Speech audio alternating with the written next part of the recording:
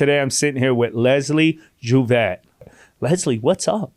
A lot has been going on. I've been working on my movie. I've been working on my projects. I've been working on myself spiritually, emotionally.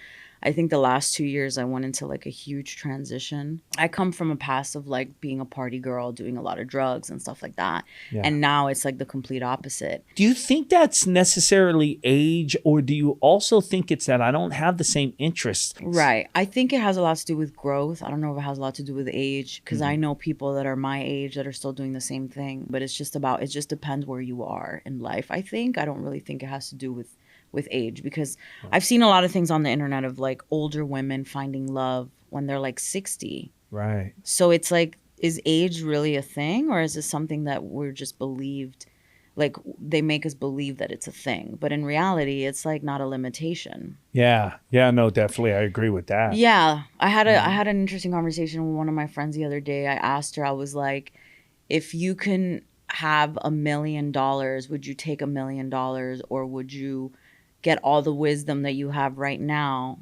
and relive your life with no money, but you have all the knowledge? What would you choose? Would you choose the $1 million and you have your life now and you just continue to live life? Or would you restart life with everything you know? Would I have ever got the dog if I knew the look, I shake. No, I get it. I love her so much. Yeah. Would I have got that dog? Yeah. Or if I knew the pain that was going to come with losing her, Yeah. Would I have fell in love with an ex if I knew the pain that comes with that breakup? So I don't know. I think sometimes just not knowing leads us to doing things that we wouldn't take the risk of doing. And I feel like loss is such a thing that if you play it safe, you might not even play it at all, right? Yep. That's why I try to live in today. I mean, I set goals like, okay, we're doing this podcast, and we, today after the interviews, we have a meeting. We're going to like storyboard some idea. Yeah, you set goals and you plan things, but I live in today. I'm going to enjoy now and enjoy being with you here. And then I think that's truly the best way to live. I came from Cuba. We came on a boat, and I was always kind of ashamed of it. I was never like so proud to be Cuban, and I was very like, oh, that's in the past. I don't want to deal with that, right? Oh, wow. So I went to college and I wrote 90 Miles, and I started writing the book about my family's life, how we escaped communism and all of that stuff. And I went and did a short, but we shot on film. We went to Puerto Rico. We did all that because I had the feature, but it was so expensive. And I said, I'm just going to shoot the short version of this and show it as a proof of concept. But it was so difficult. I mean, I lost like 15 pounds.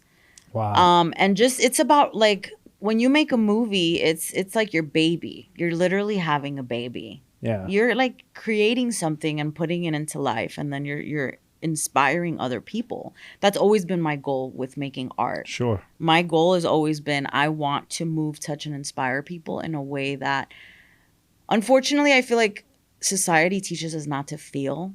And I think us as an artist is almost our duty to help others feel. Do you see yourself as an American, or do you still see yourself as a Cuban first? I'm in a country where it's like I am proud to be an American. I'm an American citizen.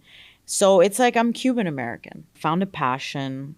2 years ago, I bought my property and I flipped it and I remodeled the entire place. I have a back house, and I found a true passion in that. Whatever fire you have inside of you, that's what you have to listen to. You can't listen to the outside noise, because that's just fear that's impinging from other people. And in reality, it's probably not your fear that you're hearing, it's other people. And I think you have to really just keep close to the fire and forget about everything else. And what's true for you is true for you.